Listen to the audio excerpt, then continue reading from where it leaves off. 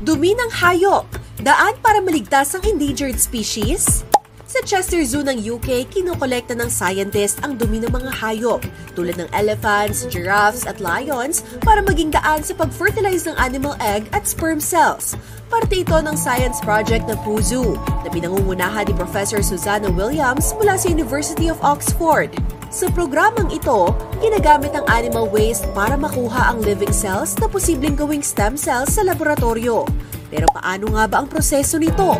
Kapag dinala na ang dumi sa lab, nililinis ito para matanggal ang bakterya at food bits. Sunod nito, inilipat ang makukuhang living cells sa Oxford Biobank kung saan ito itatabi para sa future scientific breakthroughs.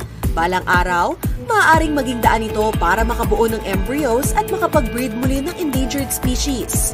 Pinaniniwala ang mas mura at ligtas ang prosesong ito kumpara sa paraang kailangan pang sumailalim ng mga hayop sa operasyon para makolek ang kanilang cells.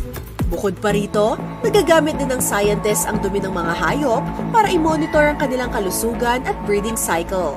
Pero ayon sa mga eksperto, kahit nagbibigay pag-asa ito para maiwasan ang animal extinction, pinakamabisang paraan pa rin ng pagtuunan ng pansin ang biodiversity loss. Dagdag pa ni Professor Williams, dahil tao ang nagiging sanhi ng problema, tungkulin din ng tao ang solusyonan nito.